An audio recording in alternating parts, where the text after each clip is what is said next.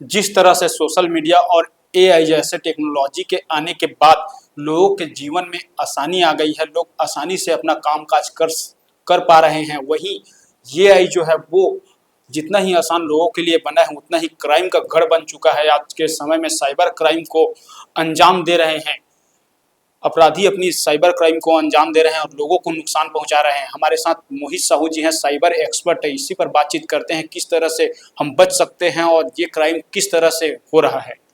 Sir बहुत बहुत स्वागत है आपका। जी सर ये किस तरह से ये क्राइम को अंजाम दिया जाए? देखिए, एआई जो है अभी करंट समय में काफ़ी ज़्यादा पॉपुलर हो गया लोगों के बीच में। पहले एआई का उपयोग जो है रिसर्च और बाकी चीज़ों में था।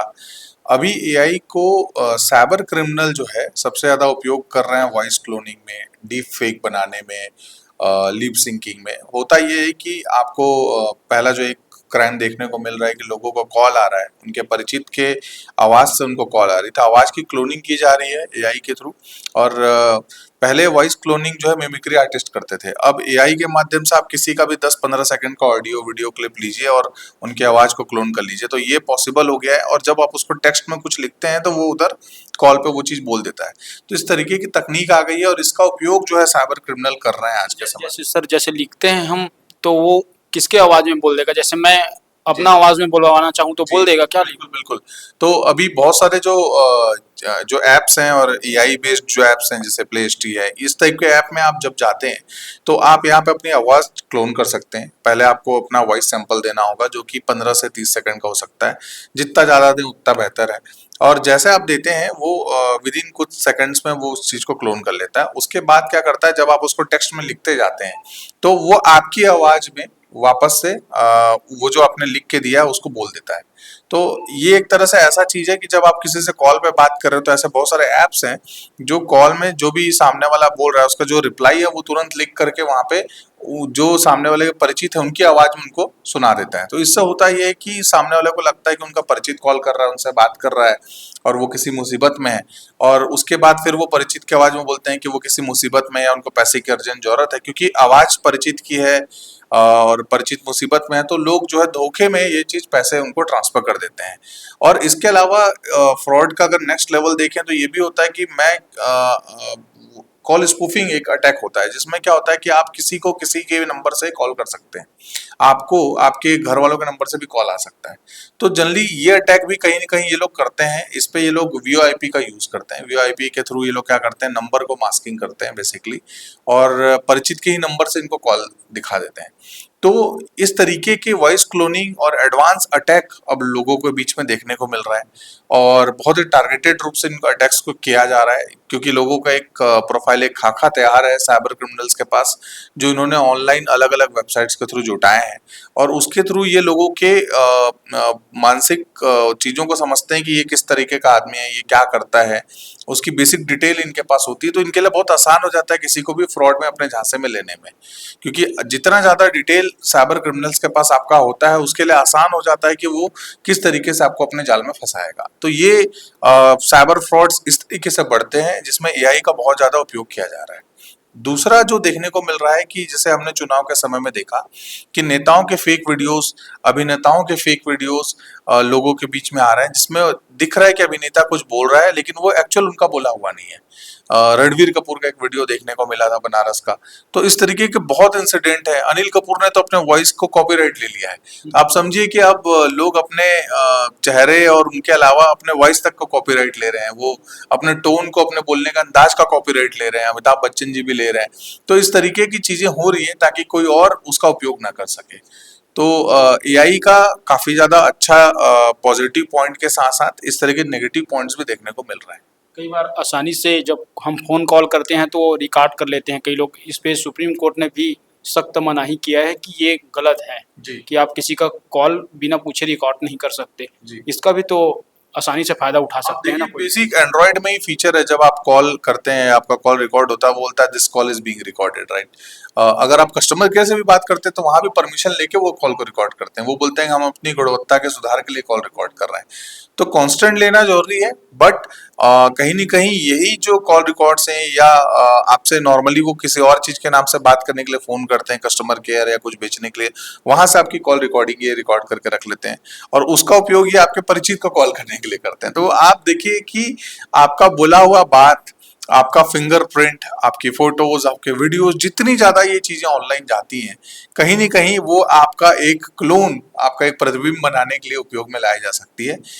एआई ऐसे मॉडल्स आ चुके हैं जिस पे आप अगर वीडियोज़ आपका मैं आधे 1 घंटे का दे दूँ तो वो आपका सेम वीडियोज़ को उठा करके वो कुछ भी बुलवाया जा सकता है उससे। उस वीडियो में आपसे कोई भी भाषण दिलवाया जा सकता है। तो आपके वीडियोज़, आपके फोटोज़ इनको मॉर्फ करके कुछ भी बनाया जा सकता है, पोर्न बनाया जा सकता है, कुछ भी उपयोग किया जा सकता है।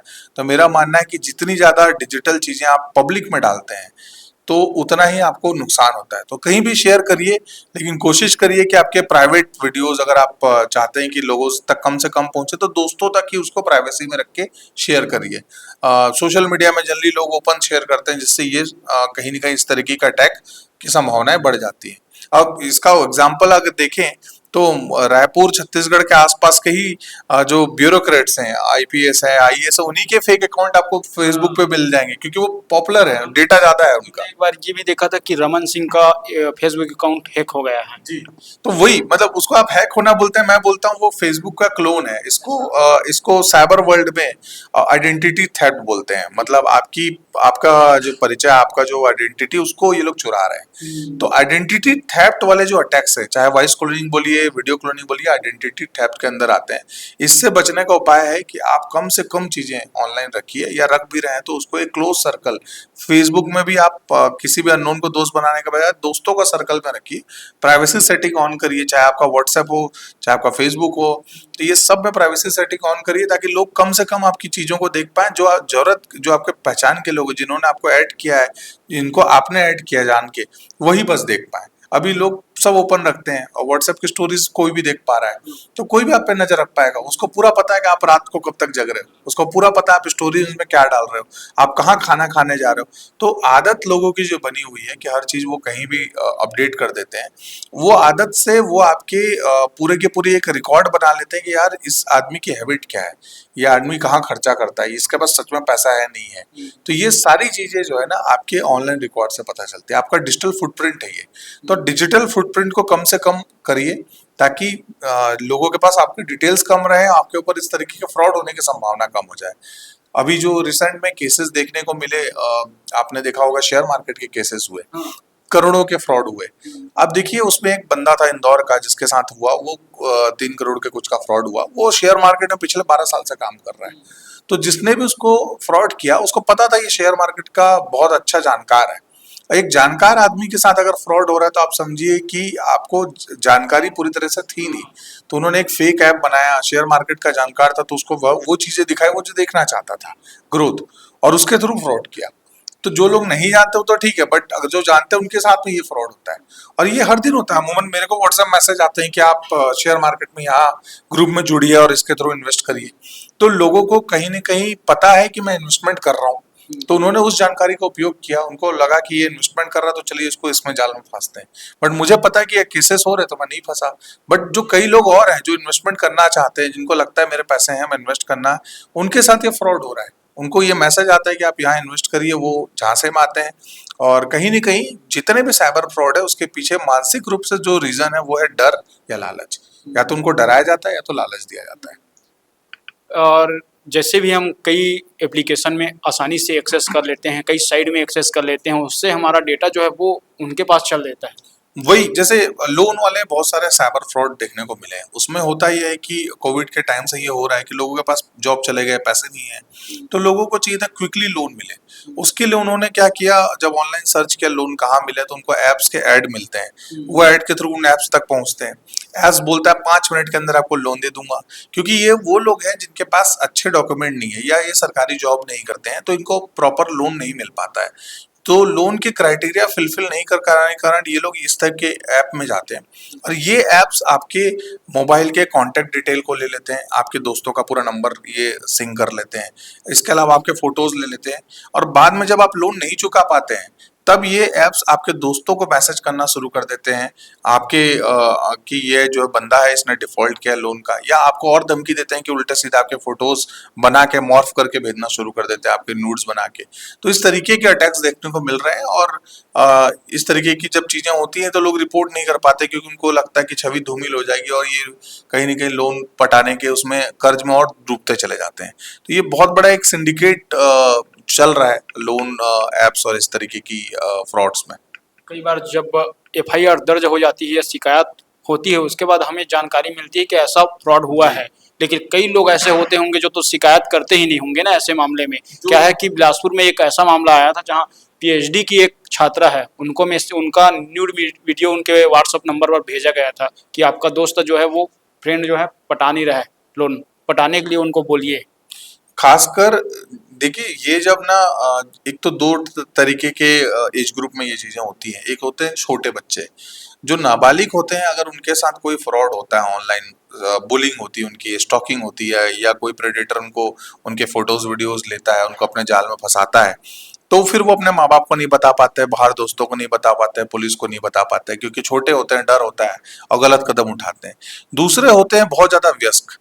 ये वो लोग होते हैं जो लाइफ में अकेले होते हैं या फैमिली इनके आसपास नहीं होती, अकेले कहीं बाहर जॉब करते होते हैं। ज्यादातर ऐसे लोग ही फंसते हैं, और ऐसे लोगों के साथ दिक्कत ये होता है कि ये भी पुलिस में जाने से डरते हैं, क्योंकि ये उन्होंने एक अपनी जिंदगी इतनी जी ली है, ये इन्होंने समाज में नाम बना लिया है, बड़े काम कर रहे हैं, और अकेले रहने के कारण ये सेक्सटॉर्शन जैसे केसेस में फंस जाते हैं, और वहां पे फिर ये रिपोर्ट नहीं कर पाते। तो कई ऐसे रिपोर्ट्स हैं जो सामने आ नहीं पाते हैं, बट ये हो रहे हैं केसेस, आम जिंदगी में लोगों के साथ ये चीजें हो रही हैं। और उसका एकमात्र रीजन ये है, कहीं ना कहीं डर, लालच, अकेलापन इंसान के आसपास है, और वहां पे ये मोबाइल पे आता है, और मोबाइल पे बिना सोचे क्लिक करते चलता है, और जहां वो क्लिक करते जाता है आगे, वो उस दलदल में फंसते जाता है, उससे निकल नहीं पाता। और मुझे लगता है लोगों को सबसे पहले तो जब भी आपके साथ फ्रॉड हो, आप नियर बाय में अपने फ्रेंड्स फैमिली के साथ शेयर करिए, क्योंकि जब आप शेयर करते हैं तो आपका कोई ना कोई जानकार फ्रेंड होगा जो आपको बताएगा इस फ्रॉड से बचना कैसे है, या उस चीज को इग्नोर करके भी बचा जा सकता है। बहुत सारे फ्रॉड ऐसे होते हैं जिसपे आप पहला बेसिक रूल आप इग्नोर कर दीजिए, आप अपने आप बच जाएंगे। तो मुझे लगता है कि लोगों के साथ दिक्कत यही है कि जब ये फ्रॉड होते हैं, ये पैनिक कर जाते हैं, रिपोर्ट नहीं करते, बताते नहीं है। तो शेयर करना ही सबसे ज्यादा जरूरी है। कोई ना कोई तो निर्णय निकलेगा ही उसमें। और ये भी देखा गया है कि आज के समय में कि कई लोग जो है वो सोशल मीडिया का आसानी से उपयोग करके लड़कियों को, खास तौर पे नाबालिग लड़कियों को अपनी शिकार बना रहे हैं, और कई दफ़ा उन वो ऐसी घटनाएं सामने आई हैं जिनमें उन्होंने आत्महत्या कर लिया है। जी। छत्तीसगढ़ में अभी हाल ही में छत्तीसगढ़ में कई घटनाएं अभी देखा गया। इसमें खासकर क्या हो रहा है कि जो डेटिंग एप्स हैं, डेटिंग ऐप शुरू से पॉपुलर रहे हैं। फेसबुक भी एक डेटिंग ऐप की तरह ही चालू हुआ था, और टिंडर और ऐसा बहुत सारे डेटिंग ऐप्स हैं। डेटिंग ऐप्स में होता ये है कि दो लोग आपस में मिलना चाहते हैं, कहीं न कहीं युवावस्था में होता है कि लोगों को एक कंपेनियन चाहिए, एक साथी चाहिए होता है, और इसलिए जो नाबालिग लड़कियां होती हैं या बालिग में भी जो लड़कियां होती हैं, वो इन लोगों के झांसे में फंस जाती है। ये लोग क्या करते हैं, आपकी एक्टिविटी पे नजर रखते हैं, आपके पसंद नापसंद को देखते हैं, और उसके बेस पे ये आपसे बात करना शुरू करते हैं। जैसे आप इनसे बात करने लगते हैं, आपकी दोस्ती गहरी होती है, ये आपसे फोटोज या आपके कुछ सेंसिटिव डिटेल्स को एक्सचेंज करते हैं। जब ये चीजें इनके पास आ जाती है, तो उसके बेस पे आपको ब्लैकमेल करना शुरू कर देते हैं कि हम आपके मम्मी पापा के पास ये फोटोज भेज देंगे, आपके दोस्तों को भेज देंगे। क्योंकि ये नाबालिग के जो लोग हैं, ये ऑनलाइन चैट कर रहे हैं, सामने वाले बंदे से ये कभी मिले नहीं है, या इनकी प्रॉपर बात नहीं हुई है, या उनको पता ही नहीं कि उसकी एज क्या है, क्योंकि फॉल पे बात हो रही है, इस पे बात हो रही है, तो उनको ज्यादातर लोगों को पता नहीं रहता, और फंस जाते हैं।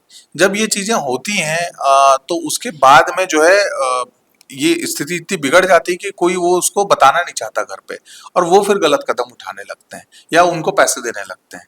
तो इस तरीके का खेल ये चल रहा है। आप देखेंगे एक वेबसाइट थी जिसमें आप एनोनिमस चैट कर सकते थे, अभी रिसेंटली बंद किया गया है। ओमेगल बहुत बड़ी वेबसाइट थी, जस्ट बंद किया गया। उसको इसलिए बंद किया गया यूएस में क्योंकि उसमें छोटे बच्चों को बहुत टारगेट किया गया था। उस वेबसाइट के ओनर्स का कहना था कि आप इसमें कोई भी स्ट्रेंजर बात कर सकता है, लेकिन स्ट्रेंजर चैट के थ्रू क्या होता था, आप स्ट्रेंजर चैट का मतलब होता है कि जब दो लोग बात करें तो एक दूसरे के बारे में पता नहीं होता है, लेकिन उस चैट में वो बात करते करते स्ट्रेंजर्स उस बच्चे से इतनी जानकारी निकाल लेते थे कि उनको पता चल जाता था ये बच्चा कौन है, कहाँ है, क्या है। फिर बाद में उसको ब्लैकमेल करते थे कि मैं अपने तुम्हारे पेरेंट्स को बता दूंगा कि तुम स्ट्रेंजर चैट्स में हो, ये स्क्रीनशॉट है हमारी चैट की, तुमने मुझसे ये सब उल्टी सीधी बातें की है। तो वो जो चैट रिकॉर्ड है उसको सोच के ही बच्चा डर जाता है। तो इस तरीके की चीजें घटनाएं हुई और ओमेगल को बंद किया गया। तो ऐसी बहुत सारी और भी वेबसाइट्स हैं जो अवेलेबल है, अल्टरनेट अवेलेबल है, और जहाँ पे लोग ये चीजें कर रहे हैं।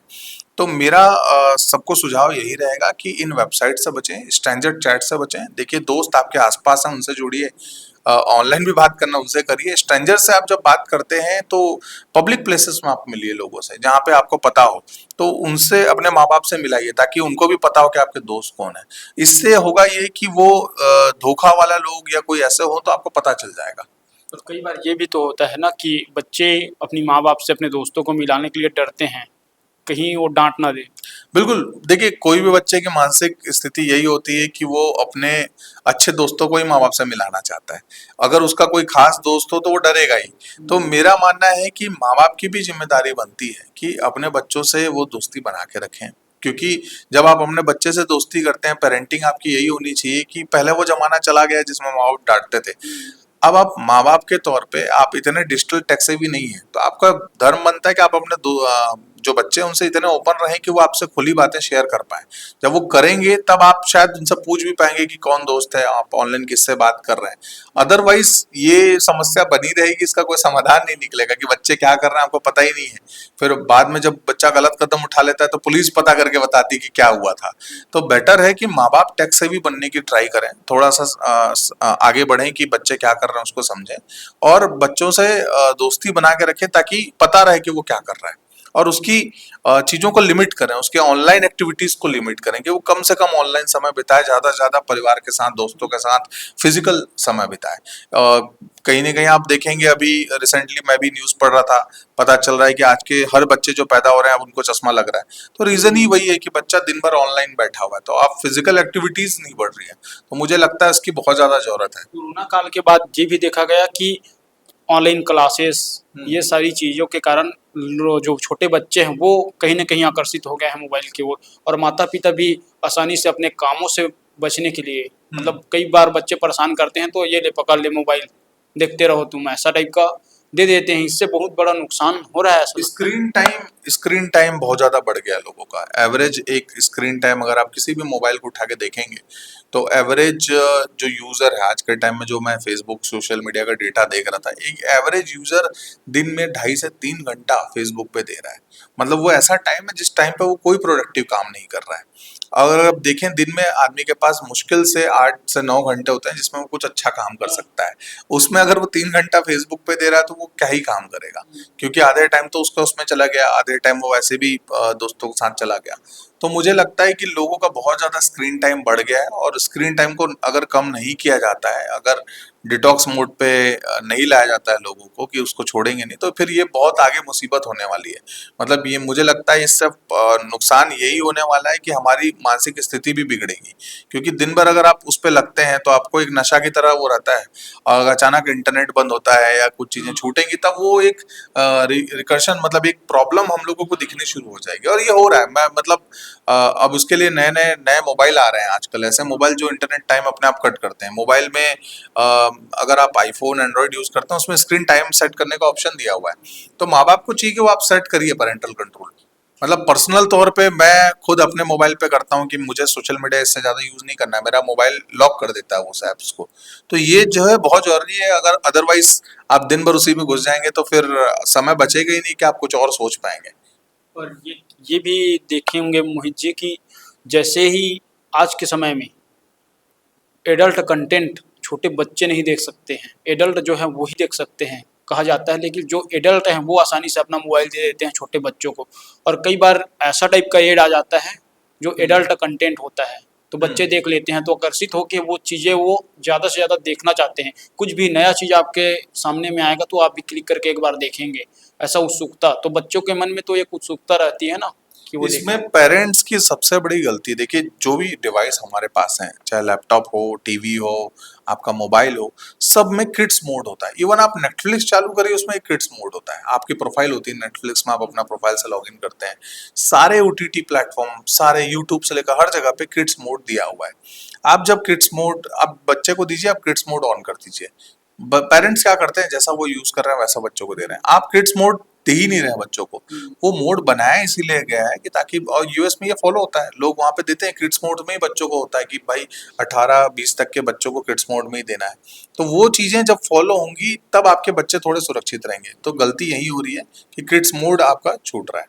तो ये सब हम आपको जागरूक करने के लिए ही कर रहे हैं, और आप माता पिता को भी ध्यान देना पड़ेगा कि बच्चे किस ओर जा रहे हैं। अपने पेरेंट्स को भी ये ख्याल रखना होगा कि आपके बच्चे जो हैं वो किस दिशा पे जा रहे हैं, और उन्हें लेकर सावधानी बरतनी होगी। और सोशल मीडिया में जिस तरह से टारगेट किया जा रहा है, लोगों को निशाना बनाया जा रहा है, ठगी का शिकार बनाया जा रहा है, इस पर सावधानी बरतनी होगी, और तभी जाकर आप साइबर क्राइम से बच सकते हैं। मैं हूं आपके साथ सूर्य प्रकाश सूर्यकांत। नमस्कार।